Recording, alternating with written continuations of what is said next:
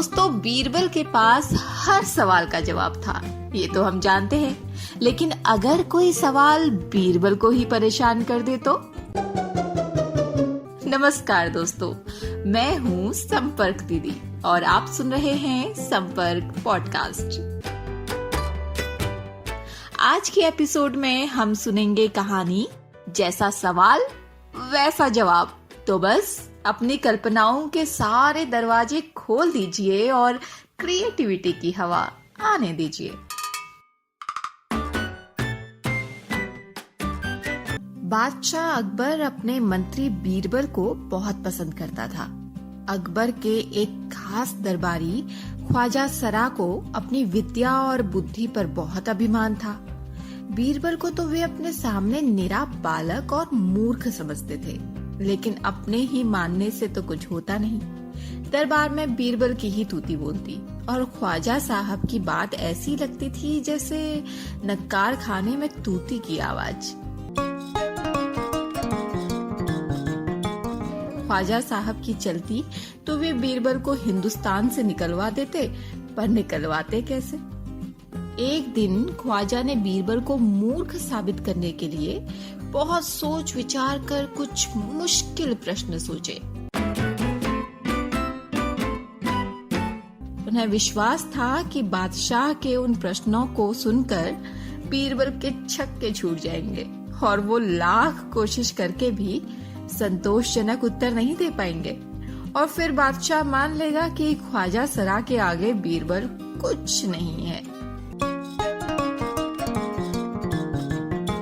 ख्वाजा साहब अचकन पगड़ी पहनकर दाढ़ी सहलाते हुए अकबर के पास पहुंचे और सिर झुकाकर बोले, बीरबल बड़ा बुद्धिमान बनता है, आप भी उसकी लंबी चौड़ी बातों के धोखे में आ जाते हैं।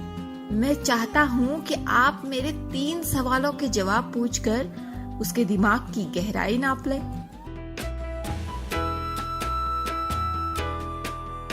ख्वाजा के अनुरोध करने पर अकबर ने बीरबल को बुलाया और उनसे कहा, बीरबल, परम ज्ञानी ख्वाजा साहब तुमसे 3 प्रश्न पूछना चाहते हैं, क्या तुम उनके उत्तर दे सकोगे? बीरबल बोले, जहांपनाह, जरूर दूंगा, खुशी से पूछे। ख्वाजा साहब ने अपने 3 सवाल लिखकर बादशाह को दे दिए। अकबर ने बीरबल से ख्वाजा का पहला प्रश्न पूछा, बोलो बीरबल, संसार का केंद्र कहाँ है? बीरबल ने तुरंत जमीन पर अपनी छड़ी गाड़कर उत्तर दिया, यही स्थान चारों ओर से दुनिया के बीचों बीच पड़ता है।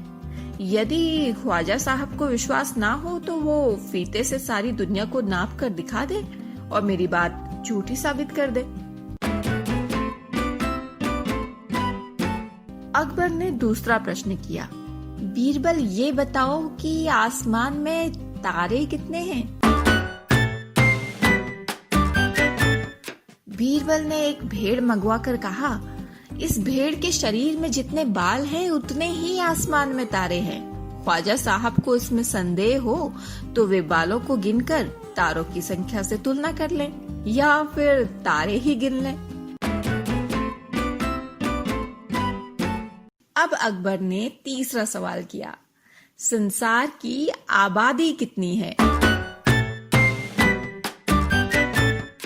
तो दोस्तों, ये कहानी मैंने कुछ टीचर्स को सुनाई और उनसे पूछा कि यही कहानी अगर वो अपनी क्लास में सुनाते तो बच्चे क्या मजेदार जवाब देते और उनकी कल्पनाओं में इस कहानी का क्या अंत होता।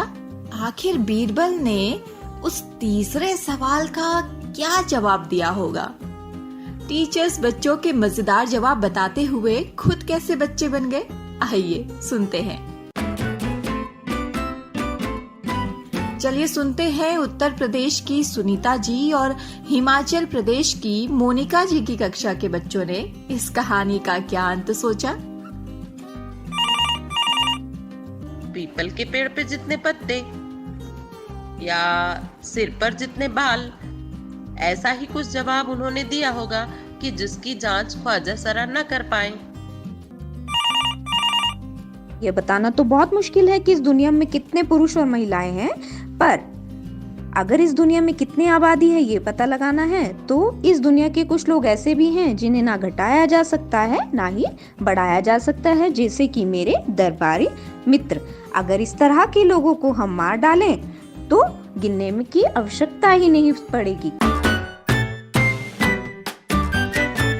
अब सुनते हैं हरियाणा की निर्मल जी और ज्योति जी से कि उनकी कक्षा के बच्चों ने कहानी का क्या अंत सोचा। जितने आसमान में तारे हैं उतनी हमारी आबादी हो सकती है। जिस प्रकार हम अपनी पलकों का एक दिन में पलकों का झपकना नहीं गिन सकते, लेकिन उसे अनुमानित किया गया है, इसी प्रकार संसार की जनसंख्या को गिनना मुश्किल है, लेकिन अनुमानित आधार पर इसे बताया जा सकता है। सुनते हैं झारखंड के पुनीत जी और उत्तराखंड की कमला जी बच्चों के क्या मजेदार जवाब लेकर आए हैं। विश्व की कुल जनसंख्या 55 लाख करोड़ है। 1 किलोग्राम में जितने तिल आते हैं संसार की जनसंख्या उतनी है। यदि विश्वास न हो तो आप गिन लें। अब आखिरी कॉल जा रही है छत्तीसगढ़ की विद्या जी और यशोदा जी के पास। संसार की आबादी पल पल घटती बढ़ती रहती है, क्योंकि हर पल यहाँ लोग जन्म लेते हैं और मरते हैं।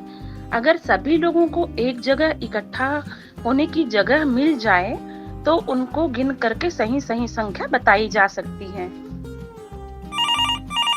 बीरबल अकबर से बोलते हैं कि इस संसार में लोगों की जनसंख्या घटती बढ़ती रहती है, क्योंकि लोगों का जीना मरना लगा रहता है। तो यदि संसार के सभी लोगों को एक जगह इकट्ठा कर दिया जाए तो मैं गिनकर बता सकता हूँ कि दुनिया की आधी आबादी कितनी। तो ये थे कहानी के वो अंत जो बच्चों को लगते हैं। तो चलिए अब सुनते हैं इस कहानी का अंत क्या है। बीरबल ने कहा, जहां पना संसार की आबादी पल पल घटती और बढ़ती रहती है, क्योंकि हर पल लोगों का मरना जीना लगा ही रहता है। इसलिए यदि सभी लोगों को एक जगह इकट्ठा किया जाए तभी उनको गिनकर ठीक ठीक संख्या बताई जा सकती है। बादशाह तो बीरबल के उत्तरों से संतुष्ट हो गया, लेकिन ख्वाजा साहब नाक पोंछ सिकोड़ कर बोले, ऐसे गोलमोल जवाबों से काम नहीं चलेगा जनाब। बीरबल ने कहा, ऐसे सवालों के ऐसे ही जवाब होते हैं, पहले मेरे जवाबों को गलत साबित कीजिए तब आगे बढ़िए। ख्वाजा साहब से फिर कुछ बोलते नहीं बना। तो टीचर्स, ये थी हमारी आज की कहानी। ये तो आप जानते ही हैं कि नई शिक्षा नीति यानी NEP में भी बच्चों को कहानियां सुनाई जाने की बात पर जोर डाला गया है। बच्चों को कहानी सुनाई जानी चाहिए, ये तो सब कहते हैं, लेकिन सवालों के शहंशाह इन बच्चों के लिए कहां से आएंगी हर बार नई कहानियां? और किसके पास है ये पिटारा? मेरे पास। जी हाँ, अब से मैं लेकर आऊंगी आपके लिए हर पॉडकास्ट में एक नई कहानी। ये पॉडकास्ट आपको कैसे लग रहे हैं मुझे जरूर बताइए, और हाँ, मुझे जरूर बताइए कि इस कहानी से आपको क्या सीख मिली।